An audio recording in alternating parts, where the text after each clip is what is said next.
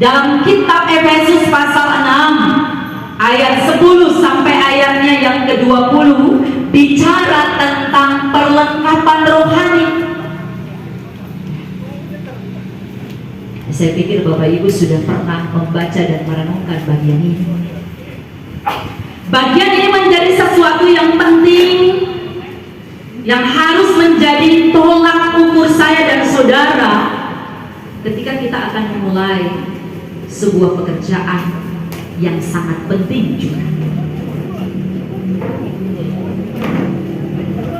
Dalam ayatnya yang ke-11 dan ayatnya yang ke-13, kalau tadi kita baca, ayat 11 itu menggambarkan tindakan pasif. Ayat 11 dikatakan, kenakanlah seluruh perlengkapan senjata Allah supaya kamu dapat bertahan melawan tipu muslihat iblis. Sedangkan pada ayat 13 menggambarkan suatu tindakan yang aktif, yaitu mengadakan perlawanan. Perlengkapan senjata apakah yang harus saya dan saudara miliki agar dengan kekuatan perlengkapan senjata Allah itu kita sanggup bekerja dan mempersiapkan diri kita untuk dipakai Allah dalam pekerjaan-pekerjaan itu? Yang pertama, pada ayatnya yang ke-14 saja kita baca sama-sama ayat 14.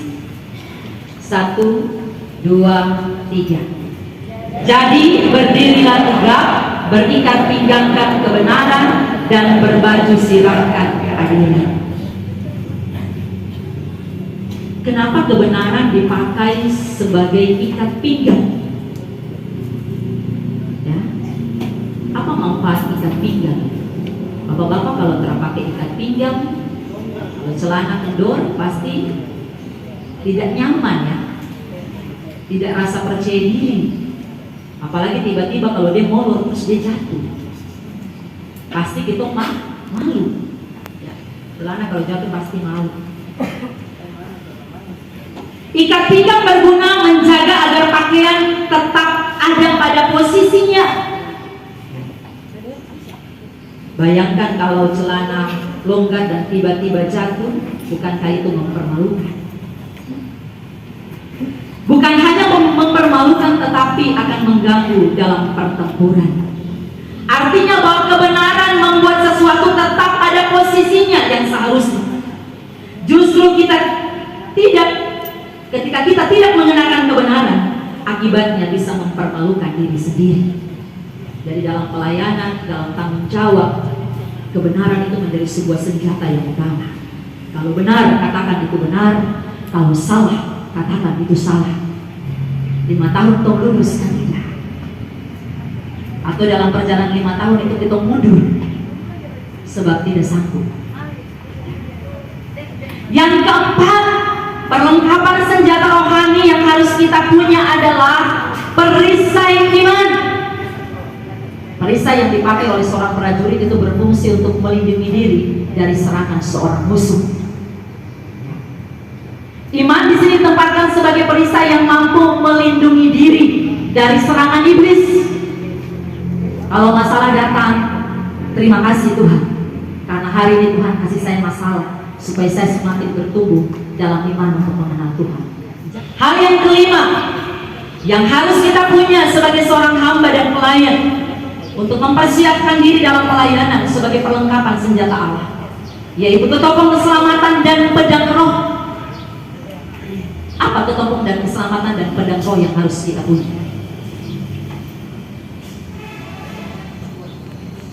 Firman Allah dan doa. Ya. Bapak Ibu tuh dalam kitab Amsal pasal 3 ayat 16 dibilang, umur panjang ada di tangan kanan, di tangan kirinya itu kekayaan dan kehormatan. Bagaimana supaya dua-duanya itu kita punya? Tangan kanan, tangan kiri kita satukan dalam doa, maka apa yang tidak pernah kita pikirkan, Tuhan sanggup siapkan itu dalam hidup kita. Bapak Ibu saudara-saudari yang telah masuk dalam pekerjaan pelayanan ini, siapkan hati kita peka untuk mendengarkan suara Tuhan, sebab hari ini Tuhan menyatakan berkat dalam pekerjaan pelayanan kita. Amin. Memperlengkapi kamu dengan segala untuk melakukan kehendak-Nya, dan mengajarkan di dalam kita apa yang berkenan kepadanya oleh Yesus Kristus. Bagi Dialah kemuliaan sampai selama-lamanya.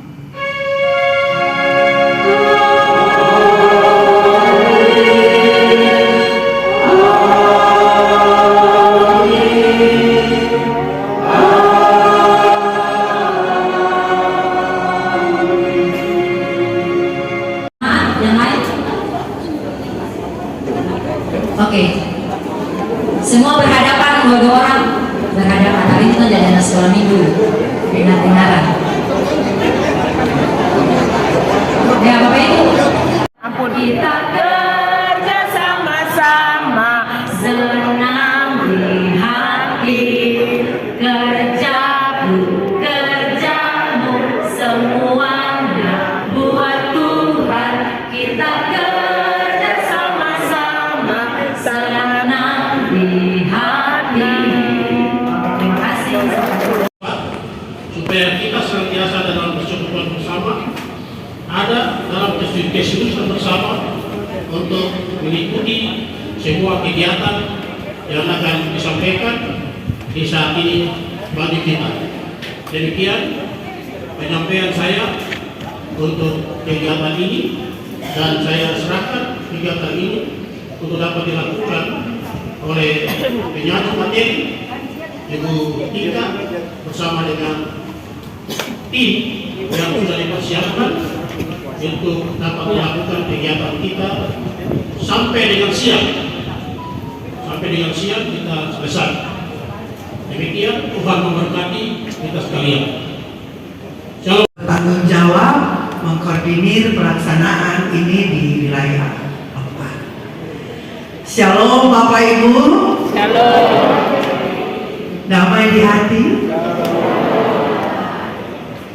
Apakah Bapak Ibu bahagia? Apa tanda-tanda bahagia? Hah? Kalau muka cemberut, saya tidak percaya bahagia. Senyum dan berwajah gembira. Baik. Kapankah Bapak Ibu bahagia? Saya bernama Ibu Santa Maria Karo-Karo dari Jemaat Kasih Tunas. Setiap saat kita berbahagia itu dikarenakan kita masih diberikan napas hidup dari Sang Pencipta. Itulah yang harus kita syukuri dan kita berbahagia. Terima kasih. Kasih Ibu Santa. Santa ini orang suci ya. Baik. Silakan Bapak. Shalom. Ya, nama saya Bapak Stefan Purbowo, jabatan penatua. Yang dimaksud tadi dengan pertanyaan dari Ibu Pendeta, menurut saya sejak dari awal, sejak dari malam kita berdoa minta pertolongan Tuhan, kita melewati malam itu dengan baik sampai di pagi hari kita dididik oleh Tuhan untuk bernapas. Itulah kebahagiaan yang luar biasa. Terima kasih. Terima kasih. Saya ke sana Bapak Ibu. Mana tadi yang angkat tangan? Bapak?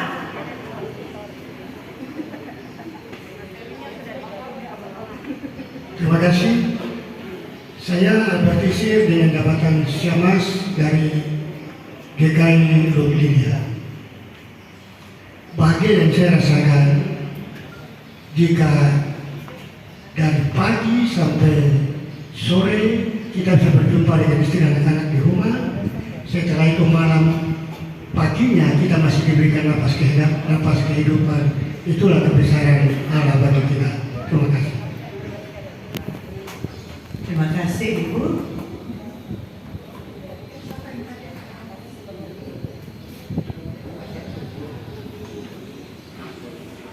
Ya baik, nama saya Wati. Saya dari Jemaat GKI Loblidia. Menurut saya kebahagiaan itu secara logika adalah jikalau manusia menerima segala yang baik dan menyenangkan hatinya. Iya ya, segala logika. Artinya, karena kan Ibu Pendeta bertanya, kita harus jujur. Jadi semua yang enak dinikmati, semua yang menyenangkan hati, kalau menurut ukuran manusia itu standar kebahagiaan.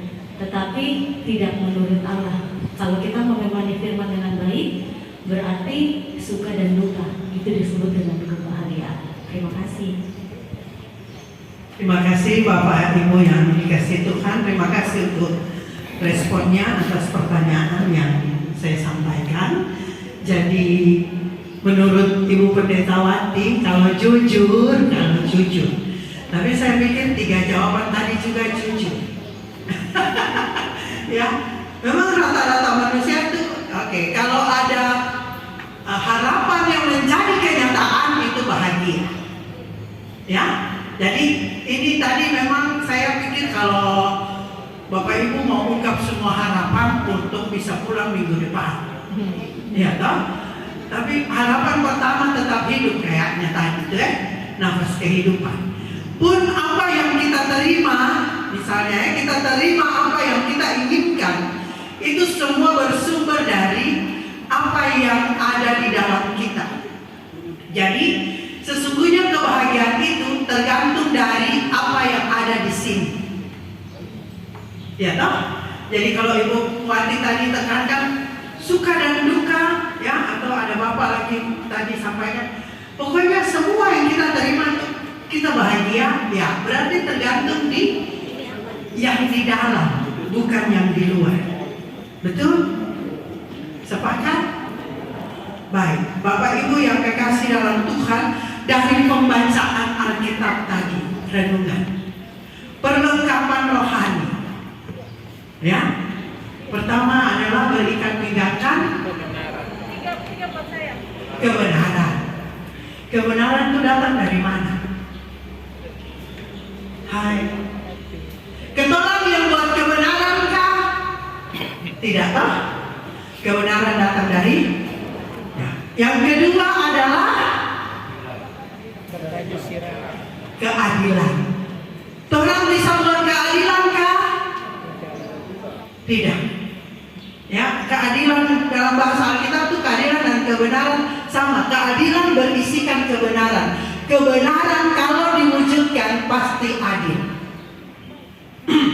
Ya, itu juga datang dari Tuhan. Ya.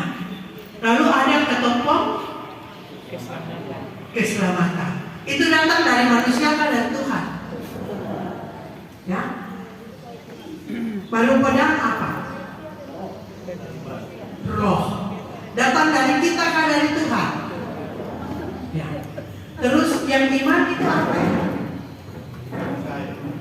Hah? Iman. Tidak. Yang tadi digambar itu. Iman itu apa?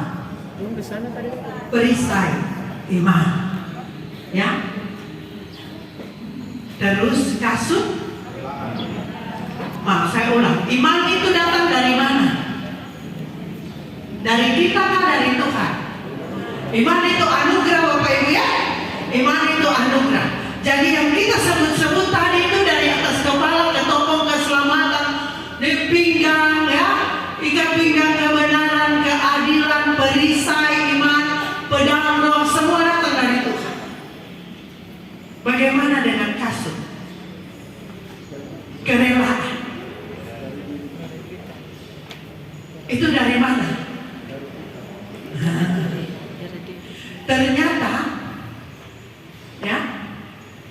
Ternyata perlengkapan itu sebagian besar datang dari Tuhan dan Tuhan sudah sediakan bagi kita. Sekarang dalam merespon memakai semua yang ada di atas itu membutuhkan kerelaan. Jadi keputusan apakah semua perlengkapan yang lain itu bisa terpakai atau tidak harus datang dari pribadi. Sekarang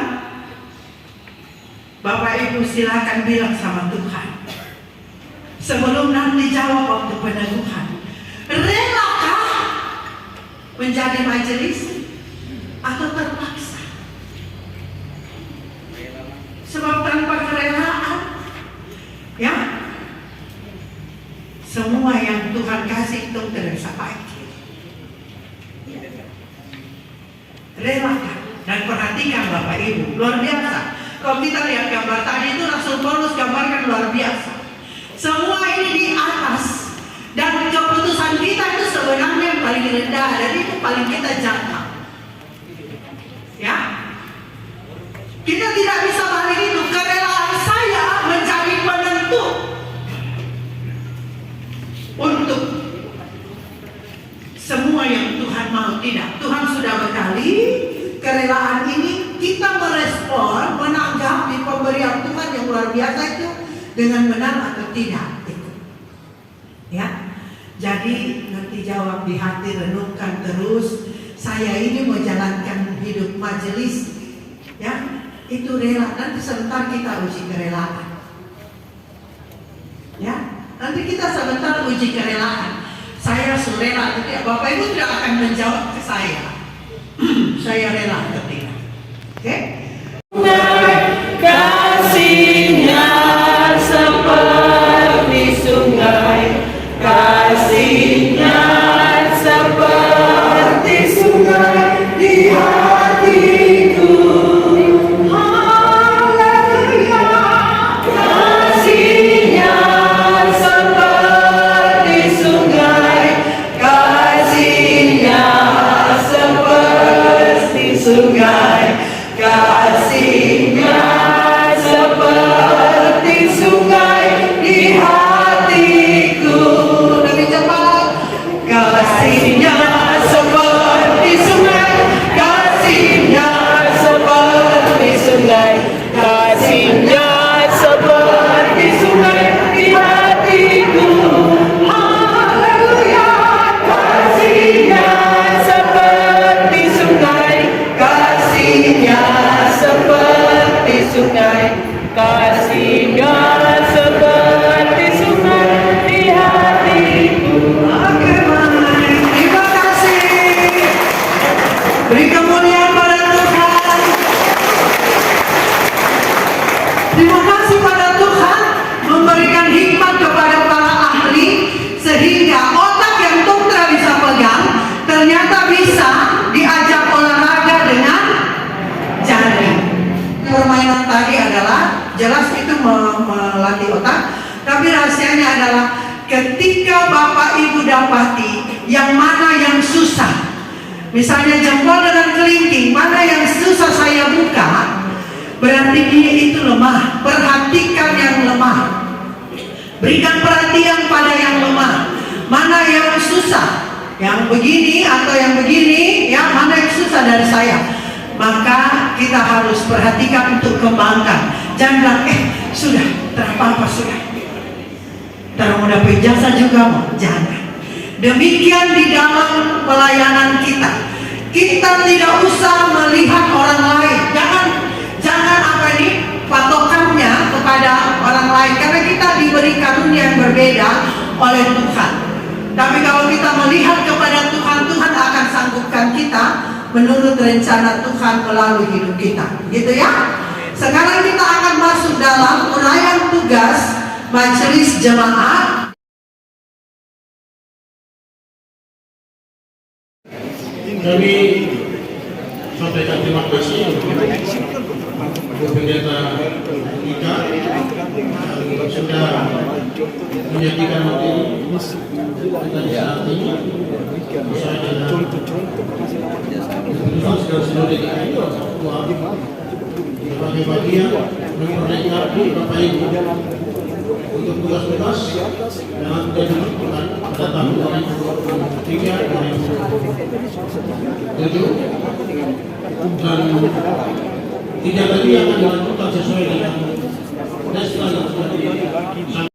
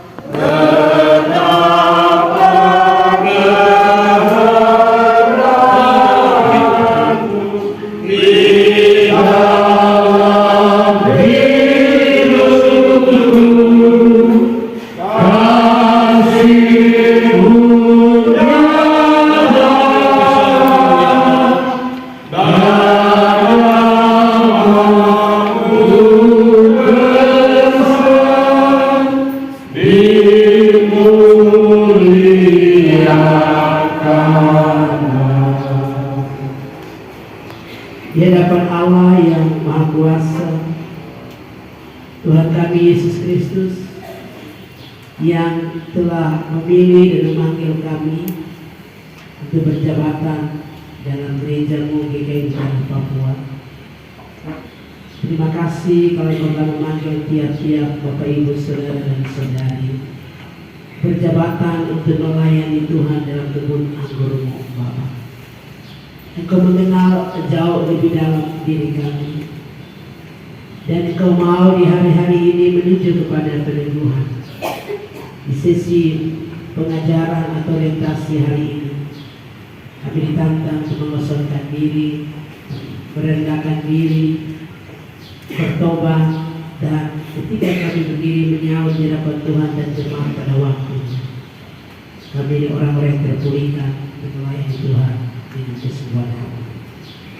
Kami sebagai para suami dan sebagai para istri, di tengah-tengah sudah kita orientasi dari pagi hingga siang hari, Roh Allah memberkati semua yang telah dibagikan kepada kami untuk seluruh materi yang disampaikan oleh hamba Tuhan pendeta tidak mati. Sesi orientasi di wilayah lingkungan 1 sampai 4 untuk amandemen tata gereja GKI Tanah Papua yang telah disampaikan. Roh Allah beri kepada kami kerelaan dan kesukacitaan menerjemahkan dan melakukan apa yang Tuhan inginkan dan tugas pemanggilan ini. Berkati hamba-Mu yang telah menyampaikan materi, kapasitas dan hikmat yang baru disebut nama Tuhan. Roh hamba-Mu bertugas tanggung jawab memiliki rumah tangga bersama suami, sebagai orang tua bersama anak kasih untuk ingat tanggung jawab tugas-tugas sebagai BPK wilayah lingkungan 1. Bapak Tuhan berita keberai sebagai BPK wilayah lingkungan 4, tim KPJ P2J, Sekretaris Komisi P2J, Pendeta Lusinawe dan seluruh tim bersama-sama untuk mengakhiri orientasi lingkungan 411 teman di saat ini. Semua kami akan pulang biarlah benih-benih berkas-berkas kebenaran yang telah disaringkan kepada kami hari ini menjadi bagian yang kami bawa. Terima kasih Tuhan. Ada hal-hal yang tidak menyenangkan, ampunilah kami semua. Dan dalam sukacita orientasi hari ini, tiap jemaat kami menyediakan makanan dan minuman untuk kami makan minum bersama. Tiap-tiap jemaat Bapak Ibu para penatua dan semas berkati dan kuduskan bagi kami semua.